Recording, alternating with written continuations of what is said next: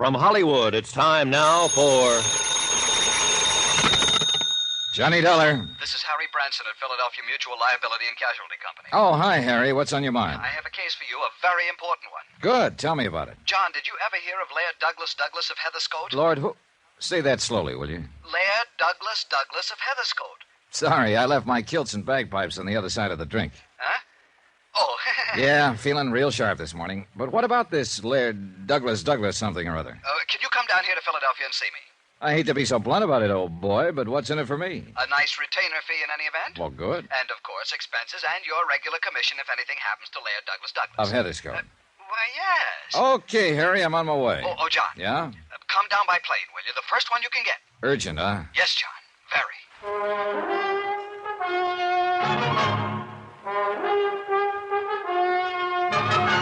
Tonight, and every weekday night, Bob Bailey in the transcribed adventures of the man with the action-packed expense account, America's fabulous freelance insurance investigator. Yours truly, Johnny Dollar.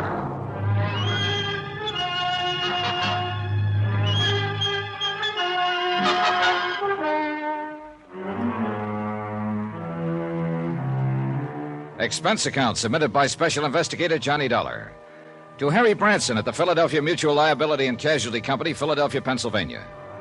Following is an accounting of expenditures incurred during my investigation of the Laird Douglas of Heatherscote matter, whoever Laird Douglas is, and whether investigation is the proper term at this point, who knows. In any event, well... Expense account item 1, $22.50, air transportation and miscellaneous, Hartford to New York to Philadelphia. For a change, I decided to stay at the Benjamin Franklin, not only because it was convenient to Harry Branson's office on Walnut Street, that is the office of Philly Mutual Liability and Casualty, but because I'd heard it was a nice hotel. It was. And it was convenient to everything else in the center of town. Theaters, good restaurants, nice stores, even a nightclub. Well, anyhow, when I got to my room, I found a half-dozen urgent messages that Harry had called. Pretty good indication that his lordship, Douglas or at least this case, was pretty important.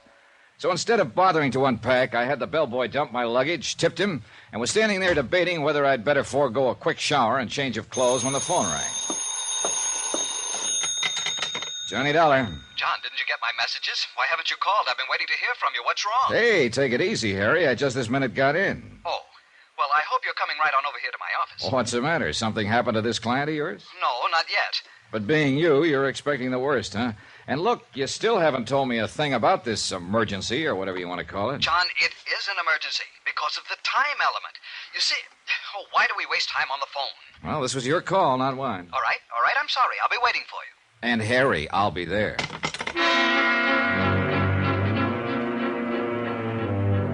Still knowing nothing whatsoever about what was going on, I decided I'd better be prepared for anything. So I slipped a .38 Colt out of my bag and took it along. Expense account item 2, 65 cents, cab fare. I've said it before when I handled the Amerigo case for him. Harry Branson is a good insurance man, but a worrywart.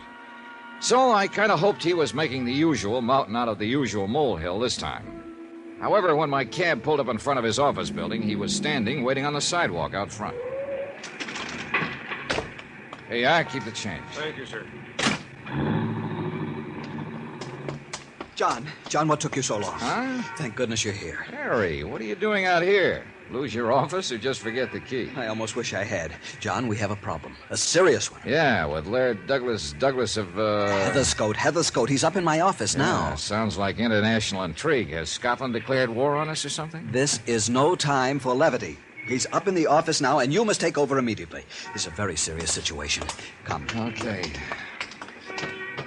Well, now, what's it all about? Has Laird Douglas died and... Oh, no, you said he was up in your office. And I'm sure you don't mean just his body. Yes, he's there, with Mrs. Peter Malcolm Kelly Van Pyten. Kelly Van... Huh? Are you kidding? I certainly am not. You see, she insists that you act as his bodyguard. Oh, now, wait a minute, Harry. Unfortunately, or rather fortunately for you, 13th floor, please. Yes, sir. Unfortunately, I said 13th floor, operator. Please, quickly. Yes, sir. So, Harry?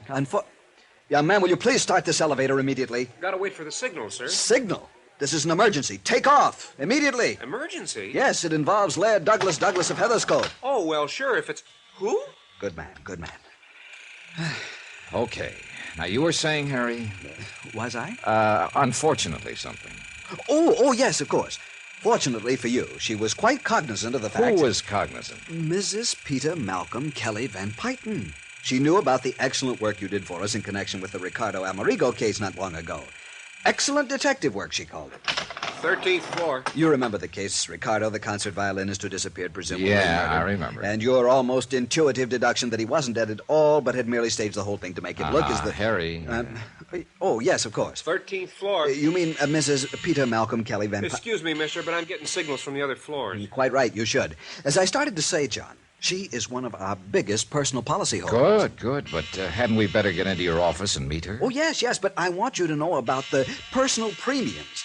Alone, they run to something over $20,000 a year. Mister, please. Well, she is an important client. Yes, and that's why Mister, will you I didn't please? hesitate to accede to her request that you be called in on this case. I called you, and here you are. Mister, please. Oh, well, get us up to the... Oh, we're here. Why didn't you tell us? Come, John. Mister, if I was to tell you what I'd like to, My office is right this way, John. Come, please. Hey, look, you better calm down, Harry, and give me the dope on this case right from the beginning. Yes, I'd better. All right. Mrs. Peter Malcolm Kelly Van Pyton is a very important client, has been for years. So you said. But there are a lot of things you haven't said, like what has she got to do with this Laird Douglas character, and why is he so important? It's this way, John. The policy on him runs to $5,000. No double indemnity, which is good. As a matter of fact, the policy on him was purely a favor to Mrs. Kelly Van Pyton. You know, considering such short life expectancy and all. No, I don't know. Is he in his dotage or something? Well, hardly. Or are you being facetious again? But you said... Hey, how old is he? His birthday is next month, May 7th, to be exact. He'll be 4 years old. 4? That's right. Short life expectancy? Of course. You see, John... Wait a minute. Some horrible disease or something, huh? What's the matter with him? John, you wanted this from the beginning, so I'll give it to you from the beginning. Okay, but Harry, If it hadn't been for Mrs. Van Pyton's own policies totaling something in the neighborhood of $500,000, more in fact, Harry. why, we'd never have written the one on Lord Douglas of Heatherscote. So, now we've cleared that up. Harry, we passed your office 3 or 4 doors ago. Oh, yes. Yeah. But as I'm sure you understand, I wanted to give you some of the background before you talk with Mrs. Van Pyton. After all, you asked for it. Yes, I guess I did. But what you've given me so far has landed me smack dab in the department of utter confusion. And I'm beginning to think maybe I have company. Oh, where? Who? Right here. You, Harry. Now look. Why don't we quietly stroll into your office and let me get the whole thing from Mrs. Kelly Van Pyton herself? Or better still, from Laird Douglas. But you couldn't. Of course not. What? At least not from him. Why not? John, will you please stop joking? Who's joking? This is serious business, very. Look, Harry, Yes? there is one thing I'd like to talk over before we go in to see him. Them, somebody. Yes? Well, apparently the life and or welfare of this Laird Douglas is in danger. Oh, no doubt about it. I thought I'd made that very clear to you. Yeah, well, you said you've written only a $5,000 policy on him. That's right, $5,000. And purely Yeah, as I know all about that. Now, look, I don't want to seem crass about it, Harry, but my commission, if anything were to happen to him, wouldn't amount to a hill of beans. Which is precisely why I told you will be paid a retainer while you're on the case. A most generous A one. generous one? By you? By Mrs. Kelly Van Pyton. How much? Well, John, now mind you, this may not require your services for more than a week or so. As bodyguard, that is. How much? And, of course, she has authorized an expense account. Ah. But, mind you, John, not the usual kind that you seem to have the knack of piling up beyond all reason. Clearly, a completely honest, legitimate accounting... Harry, how much? Well, as a matter of cold fact, I have assured her that it will total no more than the amount of the retainer she is prepared to pay you. Any more than that, and, well, you'll have a lot of explaining to do. Harry, how much is this retainer to be, if I take the case? I might even go so far... $750 per week, or fraction thereof, and I am sure you will agree that... What's the matter, John? $750 a week, plus expenses, when there's only a $5,000 policy involved? That's right. But if this 4-year-old Laird Douglas of... Heatherscote. Yeah, if he's only worth a $5,000 policy... What was that crack about short life expectancy? John, I told you he is already 4 years old. Oh, look, start all over again, will you, Harry? Yes. No, on second thought, perhaps you were right. Perhaps you'd better get the details directly from Mrs. Peter Malcolm Kelly Van Peyton. I know. Now, look, Harry, I think I'd better. I'd better get it from somebody. Incidentally, John, you understand, of course, that your services will be required only during the affair at Balakinwood. And not 1 minute thereafter. No, I don't understand. What's Balakinwood? Out around Westchester, outside the city, one of the suburbs. Very nice suburb, too. That is where Laird Douglas... Of Heatherscote. Yes, John, that is where he will appear. And you or Mrs. Kelly Van Peyton, or both, if you think his life will be in danger. Exactly. Oh, John, I knew you were just joking me all the time. I wish I knew. Here we are, and everything will be clear. Yeah. Oh, thank heavens, dear Mr. Branson. I was afraid something had happened to you. You were gone so long, you really had me quite worried. I'm so sorry, but I had hoped to tell Mr. Dollar something of this affair, and I'm afraid we loitered on the way up. Mrs. Kelly Van Peyton, this is Mr. John Dollar. Oh, you wonderful, wonderful man. I'm so glad that you've agreed to take on this assignment. You see, Laird Douglas means everything to me, and I have the utmost confidence in you. I'm sure Laird Douglas will, too. Well, thank you very much. But where is he? Why, yes, Mrs. Van Peyton, what's happened to him? Oh, don't worry, my dear. He's all right. But after all, he is so temperamental. I fear he got a bit impatient waiting for you, and I know you'll forgive him. You will, won't you? Yes, of course, but where is he? He's asleep, Mr. Branson, in your inner office. He sat down in your chair and fell fast asleep. Oh, if I could only relax that way. But you must meet him, Mr. Dollar. Yes, I'd certainly like to. Of course you would, and I know he'll want to meet you. Gently now. Oh, good, he's awake. Oh, no. That's Laird? Laird Douglas of Heatherscote. This is Mr. Johnny Dollar. Hey! Holy John! Hey! Douglas, Harry! no! Somebody! Let go of Mr. Dollar's leg. Douglas, dear! Douglas!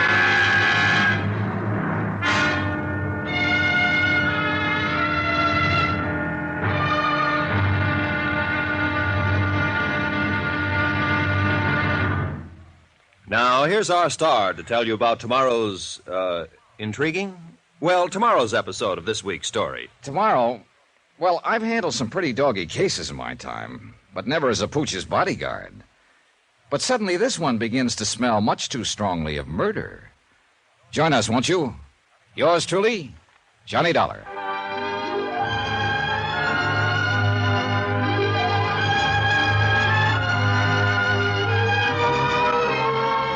Yours truly, Johnny Dollar, starring Bob Bailey, is transcribed in Hollywood. It is produced and directed by Jack Johnstone, who also wrote tonight's story. Be sure to join us tomorrow night, same time and station, for the next exciting episode of Yours truly, Johnny Dollar. Roy Rowan speaking.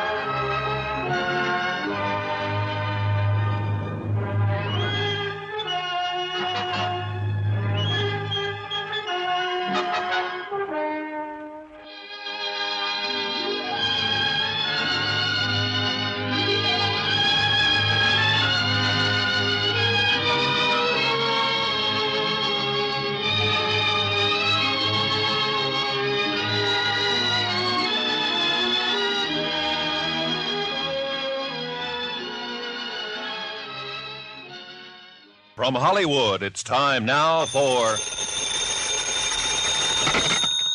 Johnny Dollar. Ray Roland, Johnny. Oh, hi, Ray. Just got your message. What are you doing in Philadelphia? Oh, a case for Philly Mutual Liability and Casualty, and I may need your help. What do you know about Laird Douglas of Heatherscote? Why, he's one of Scotland's finest. Wait a minute. That's your case? Yep. Insurance? And bodyguard. How's about lunch? Johnny, have you met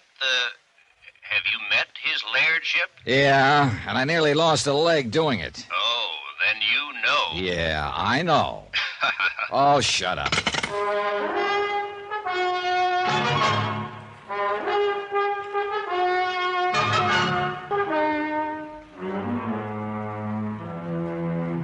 Expense account submitted by Special Investigator Johnny Dollar to the Philadelphia Mutual Liability and Casualty Company in connection with my investigation, or rather my involvement in the Laird Douglas of Heatherscote matter. And I wish I'd had some idea of what I was getting into before I ever left Hartford. But it's too late now. Expense account item 3, $39.50. One pair of slacks. For within a few minutes of my arrival in Philadelphia, Harry Branson of Philly Mutual buttonholed me and dragged me up to his office to meet two important clients he had. First was Mrs. Peter Malcolm Kelly Van Pyton. Oh, you wonderful, wonderful man. I am so glad that you've agreed to take on this assignment. Laird Douglas means everything to me, and I have the utmost confidence in you. I'm sure Laird Douglas will, too. And then came, well, Mrs. Van Pyton made the introduction.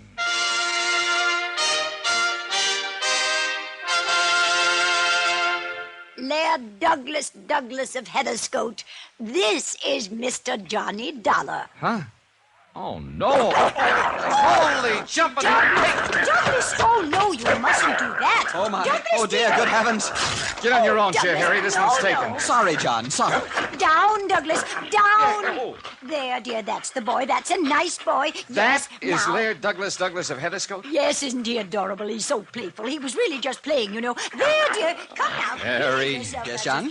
This is the client you called me all the way down from Hartford to see? Yes, John. Yes, $7.50 a week, practically unlimited expense account. Oh, dear, just look at your trousers, Mr. Dollar. I don't need to, thanks. I can feel the draft. But you'll need new ones. Here. And I insist you let me pay for it. Down, Douglas, down. Here, Mr. Dollar. Will $100 be enough? Gee.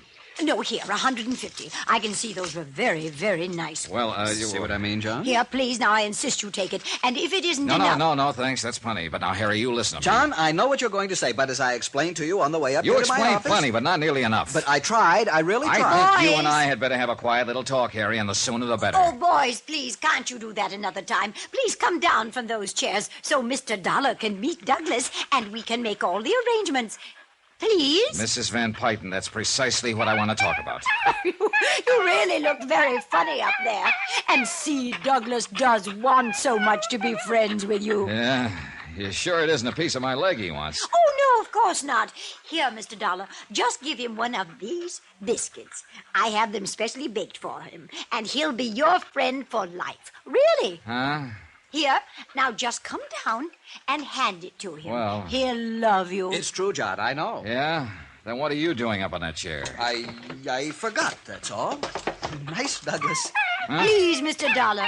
Well, all I hope is he doesn't forget. That's right. Just hand it to And then him. he knows which is biscuit and which is my hand. Here, boy. Here, boy. Now, take it easy, take it easy. There, you see. Now he's your friend. Well. Isn't that sweet? Yeah, sure is. Well, I'd better get back to my hotel and change, and Harry, I'll call you. Oh, but we haven't made the definite arrangements yet, and I want you staying out at our place in Germantown, the Maples. It's a lovely little place, Mr. Dollar. Well, much as I hate to say it, I'm not quite sure about taking oh, this I case. know. The money. Well, don't you worry about it. Not at all, not one bit. If you'd rather have $1,000 a week, that's what we'll make it. And I do wish Mrs. you'd let Van me Pyton. do more about these poor trousers. I know.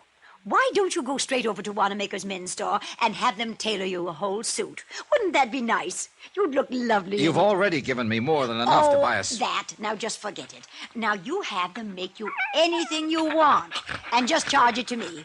Oh, and look! Douglas dear is licking your hand. I knew he'd like you.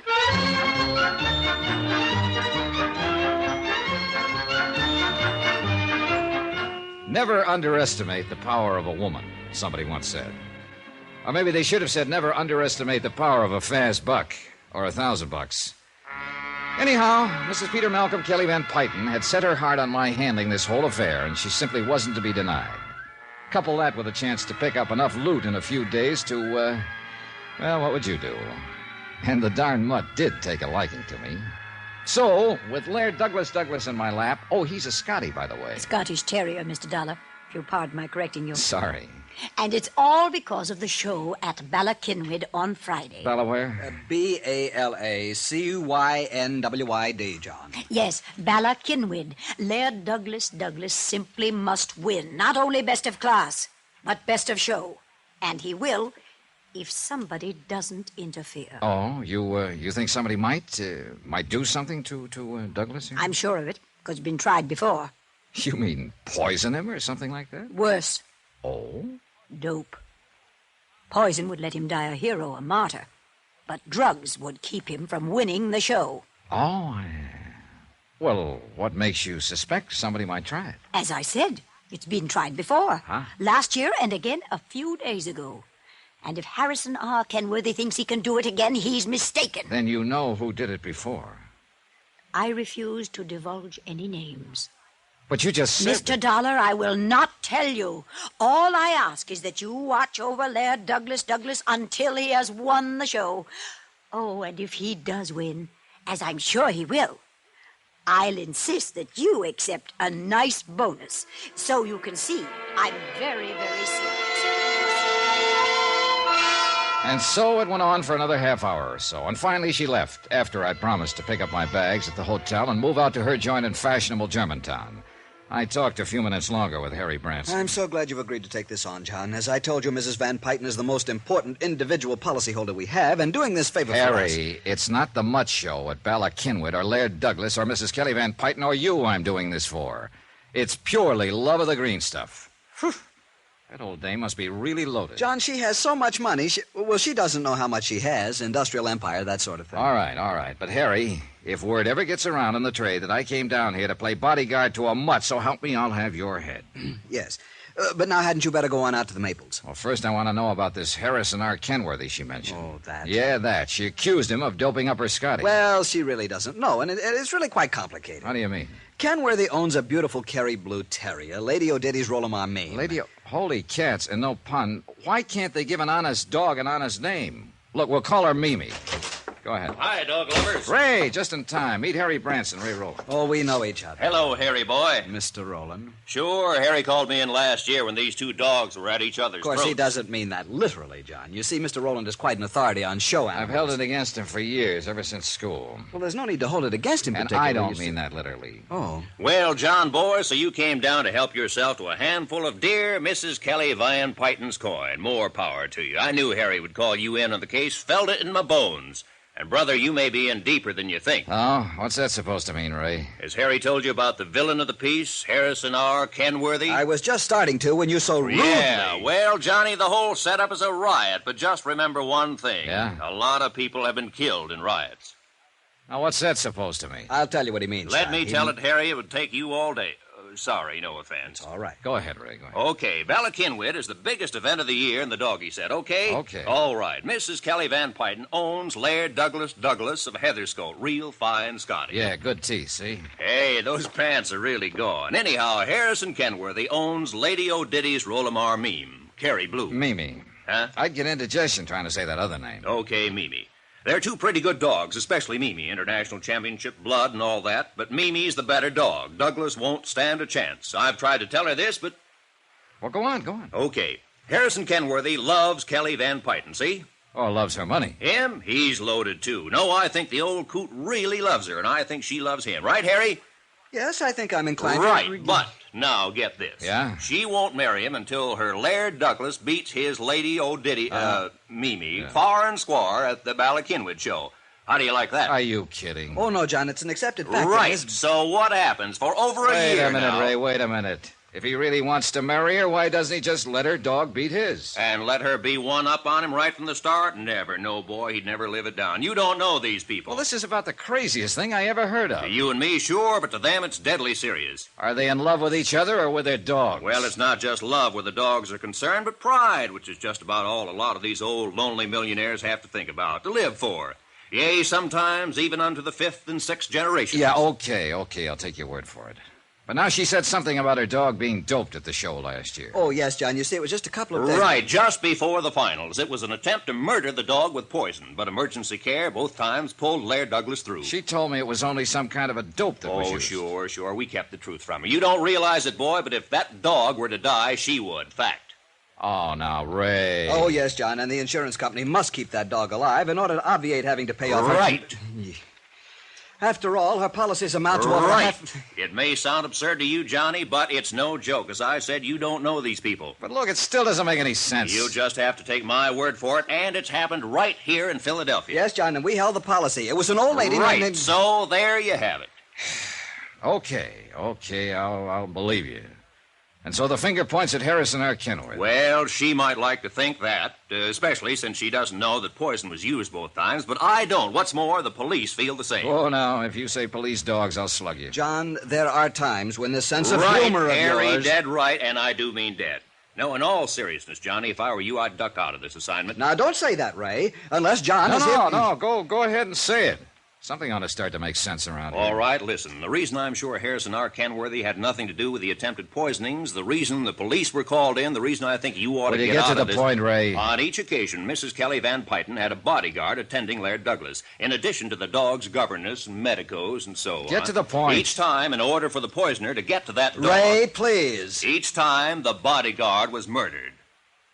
Still want this case, Johnny?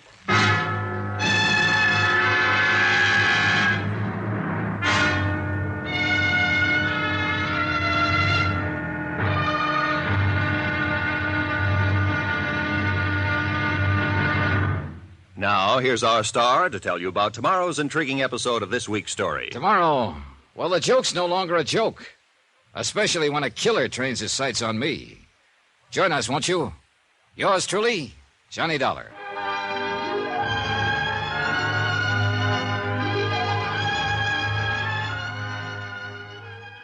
From Hollywood, it's time now for... Johnny Dollar. Lieutenant Steve Howard, homicide. I found word to call you there at your hotel. Right. I'm an insurance investigator, Lieutenant, and... Yeah, I've heard of you. Can I help you? Well, I understand you're the man who handled a murder case at the Bala Kenwood dog show last year. That's right. We're still working on it. Oh, fine. Like to look over the setup for an attempted murder? Oh? Of who? Me. Stay right there, Mr. Dollar.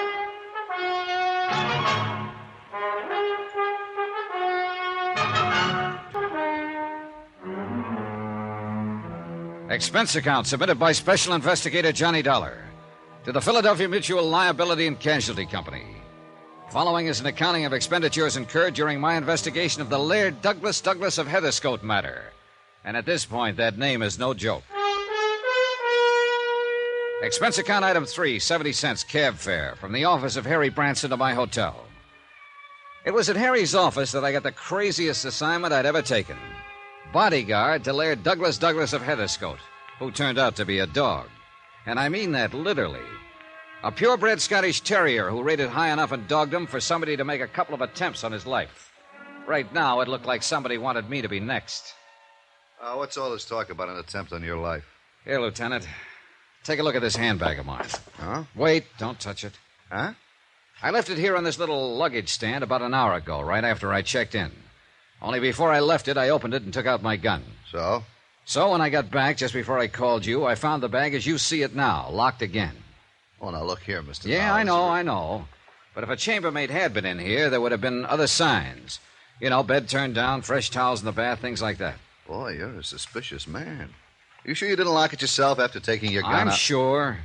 Anyhow, instead of opening it, I started to pick it up to put it on the bed to unpack. Here now, you lift it. Why? Because it weighs close to 25 pounds, and that's too much for nothing but an extra suit, a few shirts and shorts, some handkerchiefs and the like. You check with the desk? No callers that they know about. Well, let me see. Yeah, that is pretty heavy. And it doesn't tick. Now, look here. Yeah? Do you see where somebody on the fire escape used a pry bar to shove this window open? Oh, yeah. And those marks are fresh. Very fresh. Operator, get me Central Police. Expense account item 4. Check for $29.50 to the nearest Bond clothing store for one pair of trousers to replace those torn by Laird Douglas of what's his name, when I'd first met him in Harry's office. Item 5. Phone call to Mrs. Peter Malcolm Kelly Van Pyton. Well, don't you worry, Mr. Dollar. If you're delayed, you're delayed, and we'll just expect you here at the Maples when you get here. Your suite is all ready and waiting for you. I'll be there as soon as I can. Oh, I do hope you've had a suit made to replace those trousers little Laird Douglas tore. Why don't you have a couple of suits made and just charge them to me? Thanks. Maybe I'll get around to that. Goodbye, Mrs. Van Pyton.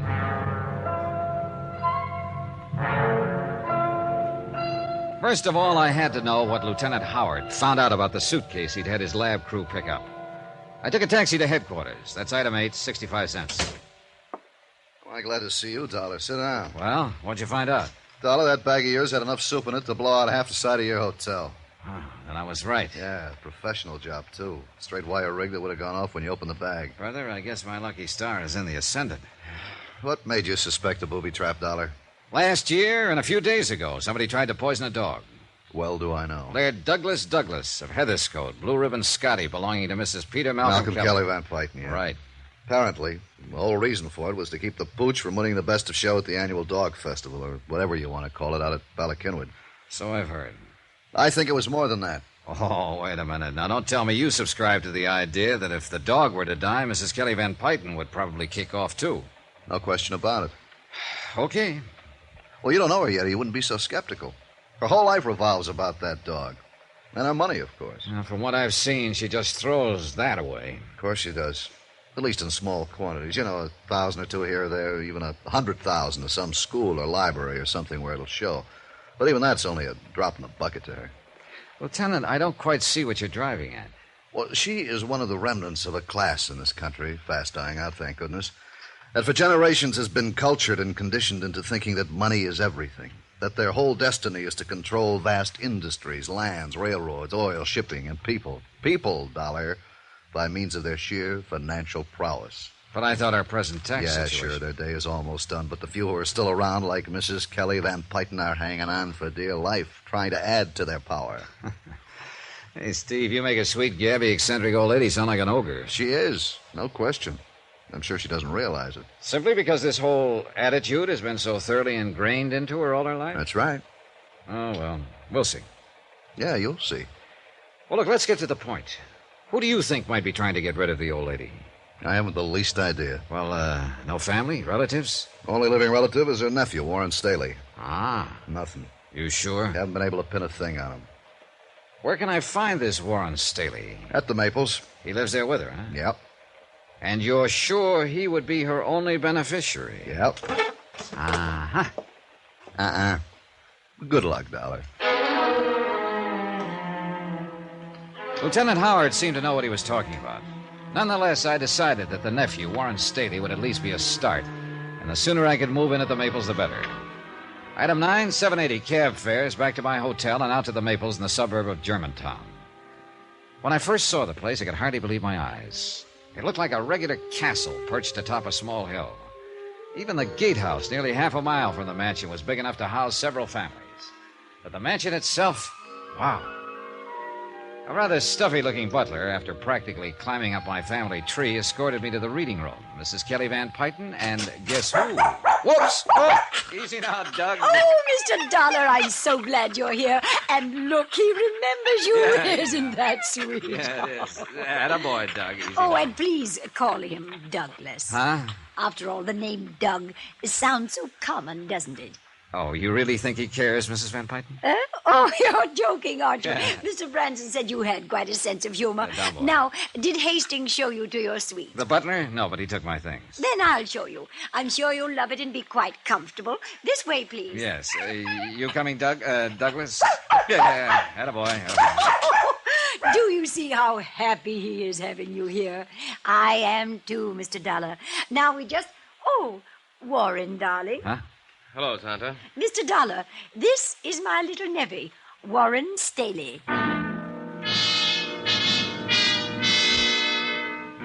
Warren was 25 or so, bright, good-looking, and well but comfortably dressed. And at Mrs. Van Pyton's orders, he took me up to my suite. Living room, study, breakfast room, bath, and bedroom. And it's still occupied only a small part of the second floor. Now, here next to you are Dougie's rooms. One Wow. for sleeping and one for eating. Can you tie that? The dining room for a dog. And through that door is Mademoiselle Poirot, his governess. She feeds and bathes them. And that's a full-time job? Oh, sure. Most pampered dog in the country. Brother, I'll go with you on that. No doubt Tonto will ask you to keep this connecting door open at night. Hey, sit down a minute, Warren. I'd like to talk to you. Sure. I hope you're impressed by all this. Are you kidding? And Tonto will love you dearly. Say, would you like a drink? There's a cellarette here for your convenience. Holy. Sure, scotch and soda. Good. Rather foolish, though, isn't it? All of it? What do you mean? Oh, it's such nonsense to keep up an estate like this just to keep face, so to speak. Well, she can afford it, can't she? Are you kidding? You sound as though you don't enjoy this life of luxury. Yeah, here's your drink. Enforced luxury to keep up the honor of the family. And I resent it. Oh? Without ever having to lift a finger, do an honest day's work. When she's gone, I'll be one of the wealthiest men in the country. That's bad, huh? Do you think it's strange that a fellow would like to stand on his own feet for a change, make something of himself, by himself? Well, why not just pack up and leave? You don't know Tonto. No, I guess I don't. Oh, it's really more than that. I'm the only member of this family left, aside from Tonto. So I understand. I'm the only one left to carry on the Van Pyton empire. Drink up. Wait a minute. Branson used that term, too. Yes, empire. Not only enough security to sink a battleship, but controlling rights in steel, utilities, and most important of all, Eastmoreland oil. I see. And what's most important about that is that I'll survive to keep control of Eastmoreland from Kenworthy. Harrison R. Kenworthy. Yeah? There's been a battle over Eastmoreland oil for generations between the Van Pytons and the Kenworthys. Say, tell me, does Kenworthy have any heirs? One, his son, Ronald. I see. What sort of a fellow was he? Good friend of mine. We waste a lot of our time together. Oh, drink up, Mr. Dollar. I'm ready for another, and you haven't even touched yours. Yeah, well, listen. I'm going to lay some cards on the table. Shoot. Somebody's been trying to get at Laird Douglas, the dog, presumably as a way of getting at your aunt. It's true. If anything would have happened to little Dougie... Okay. I'll take your word for it. Now, because of the intense rivalry between your aunt and Kenworthy, or rather between Laird Douglas and his pup, Lady O'Diddy's Mimi, or whatever her name is. Anyway, Kenworthy should be number one suspect. When you know him, you'll cross him off your list. So Lieutenant Howard has told me. But, go on. All right. As sole beneficiary of the Van Pyton Empire, as you call it, you come in as fast number 2 on the list. I can understand that. But unless everything you've told me is a fancy fairy tale to throw me off, then... Everything I've told you is true, Mr. Dollar. Hey, what's the matter with you? Nothing. Go on. Okay. And mind you, Warren, I'm not forgetting for a minute that there's been a couple of murders involved in this whole screwy business, plus an attempt on my own life. Attempt on your... Dollar? Hey, what gives you...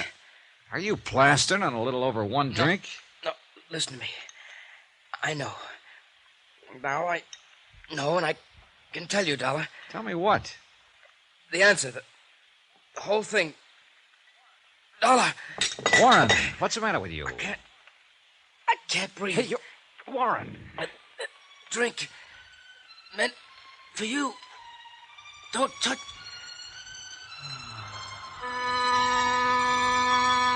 He died without another sound. I carefully sniffed the drink that had been poured for me, gingerly tasted it. Nothing that I could spot. Yeah, poor Warren had probably been right. Whatever it was had no doubt been meant for me.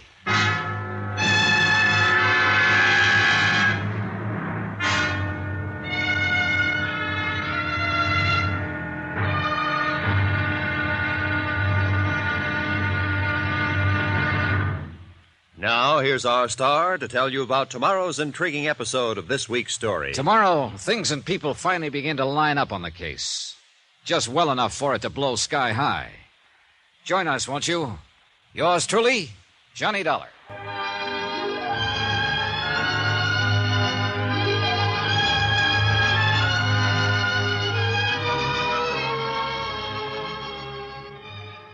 From Hollywood, it's time now for... Johnny Dollar. Lieutenant Howard, homicide. Oh, hi, Steve. Hi. You know, I've given orders for you to be confined to your suite out there at the Maples until I can get some of the lab crew out there. You don't think I murdered Warren Staley? Apparently, you were the only one who was with him when he died. Now, look here. I'm the one who's kept even the family out of here. What's more important, you're the only one on the whole estate who might be trusted to keep things intact. Any possible evidence. So please don't leave your room. Okay, diplomat. I'll sit tight.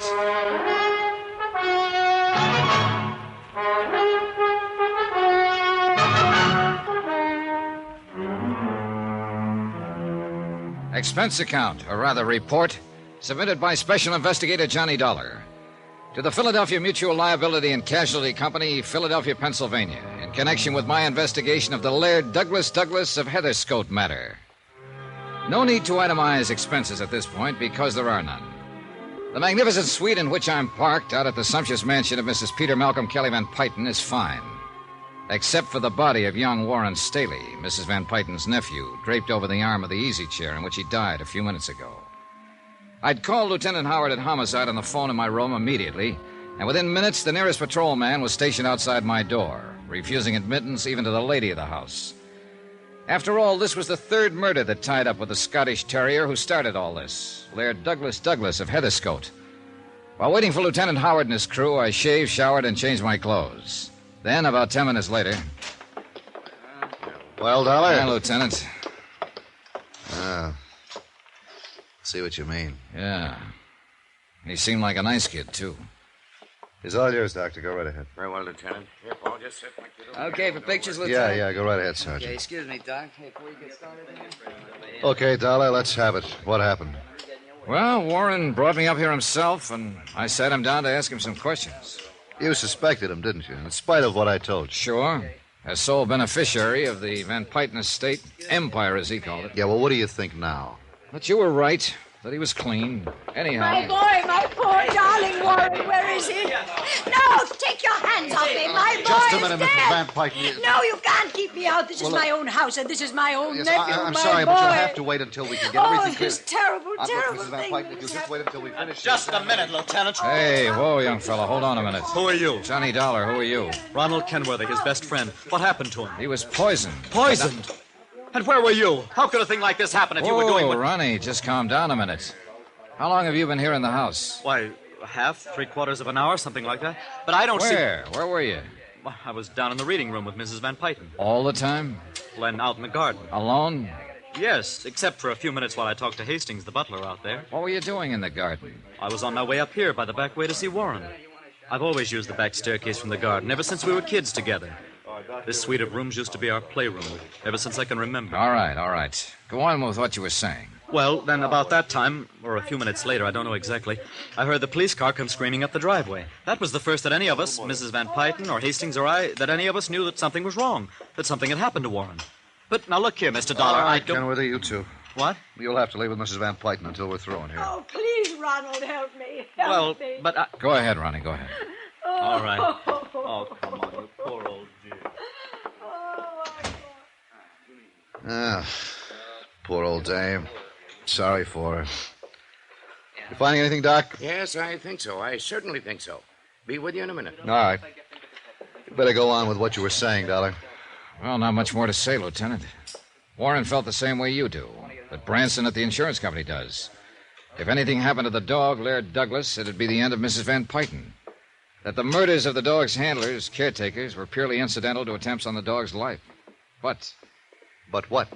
Well, he apparently was as concerned over this whole thing as we've been. Said he had a very strong theory about who might be back of all this. Who, did he tell you? He was about to when this, whatever it was, hit him. Well, I'll tell you what it was, Lieutenant. Yeah, Doc? Oh, this is Mr. Dollar. Oh, yeah, Mr. Doc. Dollar. Norfolk acid. Same thing that killed the two dog handlers and was used on the dog itself. I can tell without further examination. Wait a minute, Doc, wait a minute. If the dog got the same thing that killed a couple of grown men... A dog with a much more sensitive stomach, unused to all the strong food and drinks the human stomach is constantly abused with, a dog would immediately regurgitate and retain only a minute amount of the panorphic acid. I see. In the case of Warren Staley here, it was added to the Scotch whiskey he drank. Traces of it in his glass and in a full glass beside your chair. Well, Doc, have you checked those bottles in the cellarette? Just about to. Which bottle did he pour that out of, Dollar? The one right next to that bottle of VO there. Wait a minute. This isn't the same bottle. What? Well, the one he poured from was half empty. This is nearly full. Hey, now, what's the matter with you boys? You let somebody switch bottles a minute ago? Oh, wait a minute. Nobody else came in here besides Mrs. Van Payton and young Kenworthy? Hastings, the butler, but he just stood in the doorway. Sure, that's right, Lieutenant. Yet somehow, between the time Warren Staley poured those drinks and now, somebody switched bottles. Unless you're wrong about this, Dollar. No sign of the poison in this one, Lieutenant. It's the only Scotch bottle. You been here in the room all this time, Dollar? Yeah, sure. And in the bath, I shaved and showered and dressed while waiting for you to get here. But only after one of your men came and parked outside the door. Well, where does this door lead to? Well, it's the dog's quarters, 2 rooms. Oh, I see. Come on, Dollar. You might wait for us. Yeah, right. I'll be here. What about that door beyond? Oh, that. Mademoiselle Poirot, the dog's governess. Well, where was she? How should I know? I didn't even meet her. Wait! Ah, the folies bergère. Yeah, I guess I should have knocked. Who are you? Why you come in this way while I'm dressed myself? Sorry, mademoiselle. We're the police. Police? What have I done that you should see me this way? Well, nothing, ma'am, nothing. But how long have you been there in your room? Only 2 minutes. I came in the back way to change my clothes. Yeah, that was obvious. It's my day off. I have big date. Not now, you haven't. Get dressed, and I'll send an officer in to escort you downstairs. Come on, Dollar. No, you cannot do this to me. I've done nothing wrong. You cannot make me stay here. Say, Pete, send somebody around the back way to cover the governess and take her downstairs for questioning. Yes, sir. Hey, Ransom? Yo. And Johnny, looks like you goofed. Hmm? While you were showering, somebody came in through her room, through the dog's quarters, and did the bottle switch on us. Oh, well, then we're even. Yeah, we're... What? You have very carefully mussed up any fingerprints that might have been on those doorknobs. Oh. Jerry, see if you can get any prints off those doorknobs back there. Right. If I haven't wrecked them. But, Johnny, if I didn't know about you and your reputation, I'd peg this on you so fast you'd... You haven't been holding out on me, have you? I assured him that I hadn't, then went downstairs to the monstrous living room and sat in while we went through a routine questioning of everyone in the household. I even went through the motions of bodyguarding the dog that had started all this and tried to console Mrs. Van Payton. Results of the questioning? Nothing, Dollar, nothing. No leads. Yeah, so I noticed. The 2 previous murders of the dog's caretakers or bodyguards, whatever you want to call them. Yeah, well, same poison was used then. In their food as well as the dog's. But why? Why, Steve? Why? Why they? To keep them from helping Laird Douglas when it hit him? Well, more likely because those handlers had got wind of the attempt to poison the dog and suspected who was trying to do it. Yeah, that makes sense. Yeah. So there's one thing you're overlooking, Dollar. What's that? The intended victim of this last poisoning was not Warren Staley, but you. Oh, brother, I'm not overlooking that for 1 second. Yeah, and that's why I asked you if you were holding out anything on me. Because it would indicate that you have a lead. Or at least suspicion about someone. Sure. I got a lot of suspicions. Ronald Kenworthy, his old man, the butler, heaven help us, even Mrs. Van Payton. Maybe even you, Steve. But when it comes to evidence... Yeah, I know what you mean. Well, I've got work to do.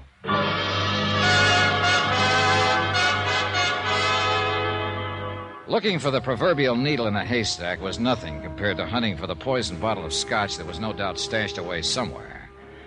Far, far into the night, a regular army of policemen probed and dug and poked around.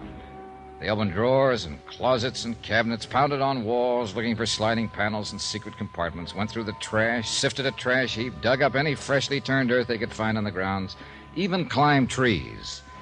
Yeah, they prowled through attics and basements, looked everywhere. Result? Nothing. Meanwhile, I stayed close to Mrs. Van Payton. And I'll say this for her.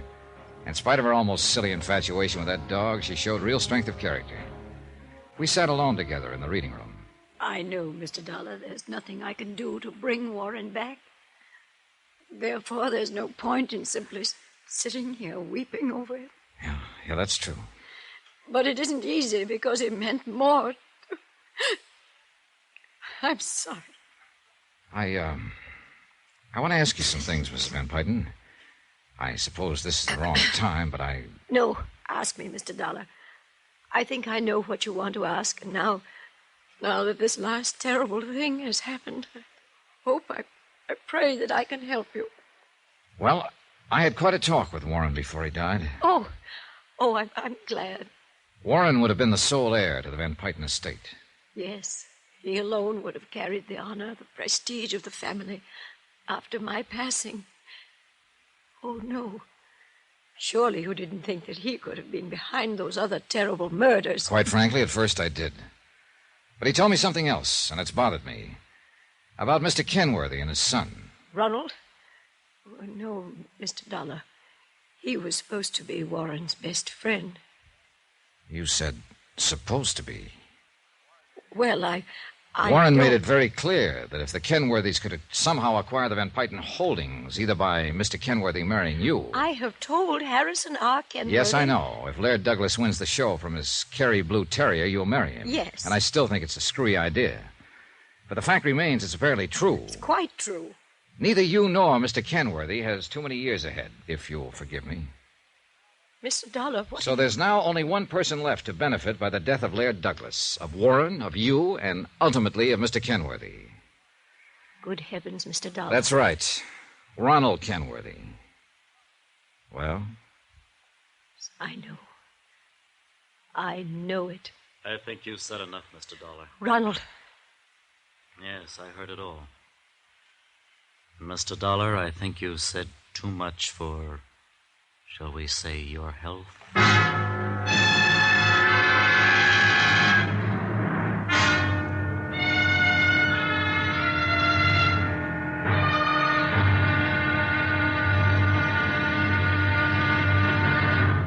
Now, here's our star to tell you about the final intriguing episode of this week's story. Tomorrow, all cards are laid on the table. And believe me, the deck proves to have been stacked right from the beginning. Tomorrow, the wind-up. Join us, won't you? Yours truly, Johnny Dollar.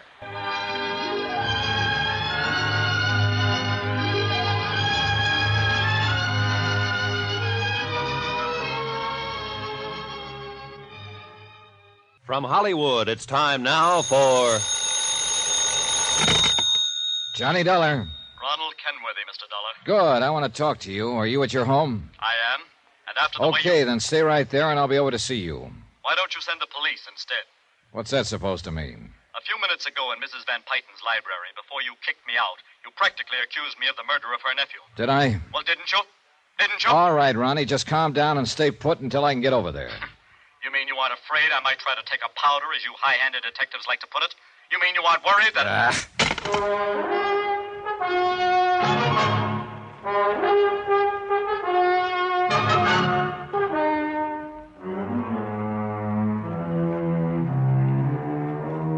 Expense account submitted by Special Investigator Johnny Dollar to the Philadelphia Mutual Liability and Casualty Company. Following is the final report in my investigation of the Laird Douglas of Heatherscote matter. The whole case started out almost as a lark when I discovered that I'd come to Philadelphia to act as bodyguard to Laird Douglas, and for a fat fee and virtually unlimited expense account. Me, bodyguard to a dog. But it ceased to be funny when I learned that the dog's two previous caretakers had been murdered. And when, only a few hours ago, an attempt was made on my life that ended with the death of young Warren Staley. Yes, Mr. Dollar, I see. I guess I was so upset by the death of my nephew that I didn't realize the attempt was really made on your life. The second attempt, Mrs. Van Pyten. What? Shortly after I arrived in Philadelphia, somebody planted a booby trap in my suitcase in my hotel room. Good heavens, no. And you think that Ronald Kenworthy did that, too? Well, what do you think?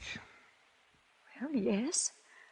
Now that poor dear Warren is gone, there's nothing to prevent the Kenworthy estate from achieving control of the Van Pyten holdings. That is, if I were to die. Go on. Upon the death of Harrison Kenworthy, the whole financial empire would be inherited by his son, Ronald. So I understand. Ronald. And he would be the wealthiest, the most powerful man financially in the United States. Ronald, who pretended to be Warren's best friend. Who pretended to love me. It's a terrible thought, isn't it? Apparently adds up, though, doesn't it? There is no question of it. But what evidence have you? None yet. Well, then I'll help you get it. And I can do it, Mr. Dollar. I may appear to be only a wealthy, foolish old woman who dotes on her pet, Laird Douglas. But I'm not. I'm astute, shrewd, and clever.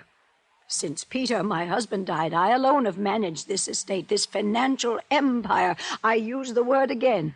With my money, with my... Oh, yes, I can do it, Mr. Dollar, and Ronald will be made to pay for these terrible things that he has done.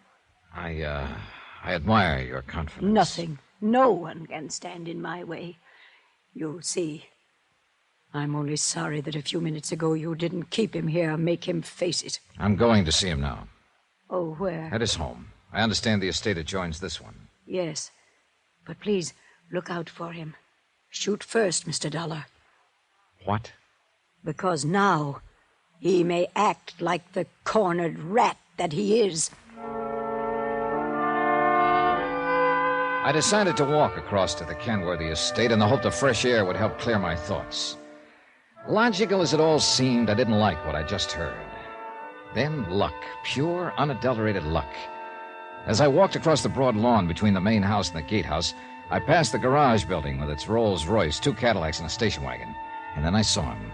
Andy LaForde, alias Henry Fortune, alias Andrew Ford, one of the cleverest second-story men in the country, with a record on the West Coast as long as your arm. A man who would do anything for money. He was idly going through the motion of dusting off a car. I walked past quickly, not sure whether he'd noticed me or not. I hope not. For it was one of his ilk who'd had to plant the booby trap in my hotel room, who could have slipped the poison into the liquor that killed Warren Staley. I turned in at the gatekeeper's house. Mr. Dollar, I saw you at the question. I want a about that telephone, young... quick. Right here, sir. Is something Thanks. wrong?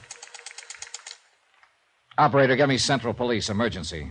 Good heavens, Mr. Dollar. Something The man else there in the happened? garage, polishing cars. Andy? How long has he been here? Oh, a year more. Ever since the dog show at Valley Kid. Well, what does he do? Year. Oh, the driving for Mrs. Van Payton, but has something gone... Hello? Give me Lieutenant Howard, homicide.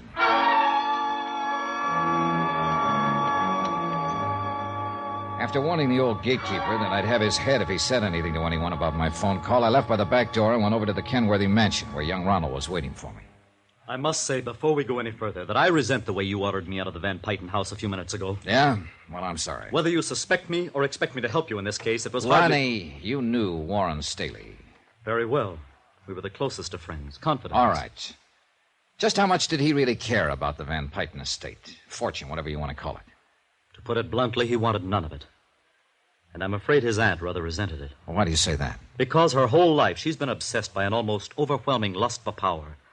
When Warren finally rebelled against this, she tried not to show it, but she hated him for it. Unlike my father. Oh? I feel as Warren felt. And my father and I together have been laying the groundwork for dissipating the Kenworthy estate into corporate setups that will benefit many instead of just us. Does that sound strange to you? Well, it sounds like true philanthropy, if you mean it. You must believe me, it is, and I do mean it. Oh, I won't suffer, of course. I'll still retain some control here and there, but I'll have to work at it instead of just carrying on the tradition of the idle rich. I'll be a man. I hope you're telling me the truth, Ronnie. I believe you are, and I'd like to meet your father. You will. Needless to say, it was much harder for him to break from this tradition of financial power than for me. So perhaps you can see why I admire him above all other men. Anything else? I'll see you later. I was worried about you, Mr. Dollar, going over there to see Ronald Kenworthy alone after all that has happened. Yes, you should have been, Mrs. Van Payton. Especially if you noticed that I passed by the garage on the way. What? I happened to notice someone there, and I think it answered a lot of questions for me.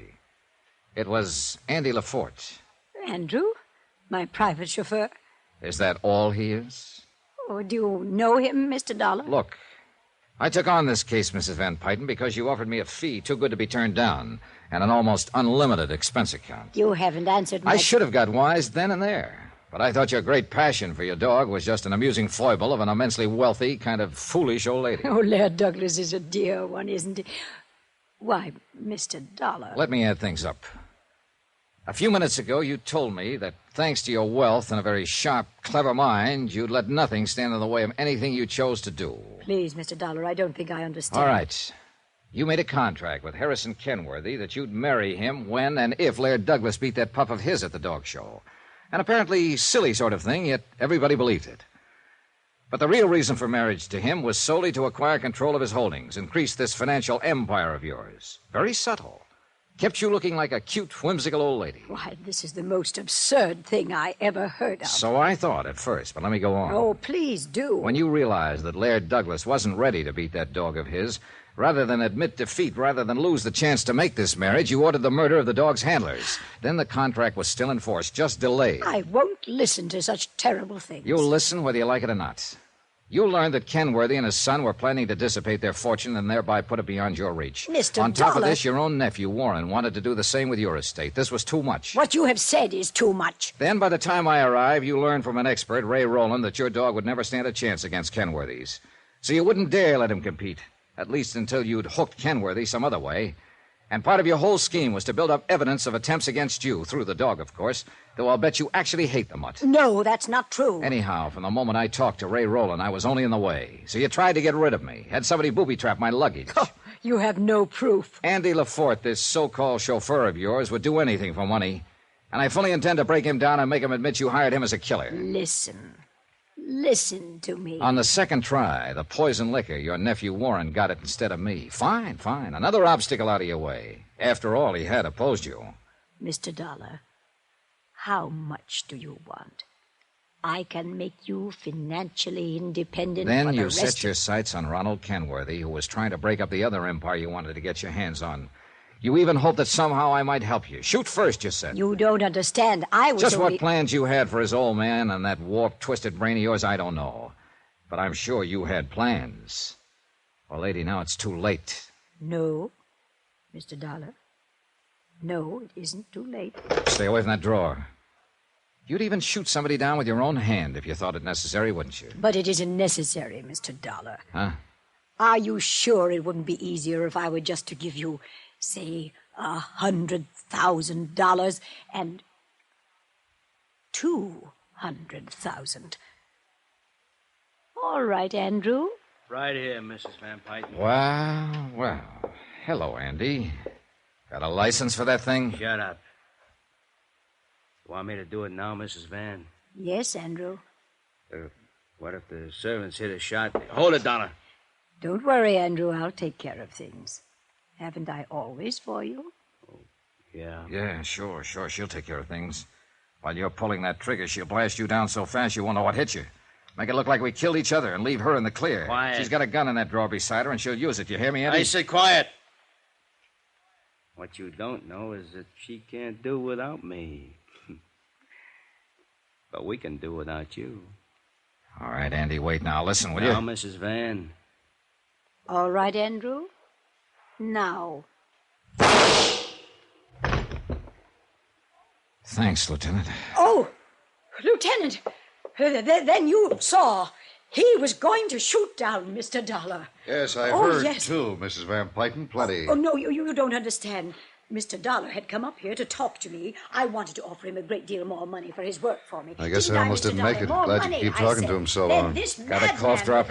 Is this probably the end of the fortune? Oh, shut up. What was that? You heard him. I beg your pardon. Clever, shrewd, astute. You're just off your rocker. You'd have to be, I guess, to start a thing like this in the first place.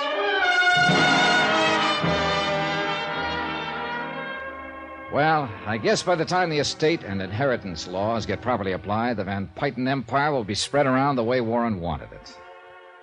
Expense account item 10, $28.90, fare and incidentals back to Hartford. Total, including fees, $1,113.40. Remarks? I'm glad I'm poor. Yours truly, Johnny Dollar.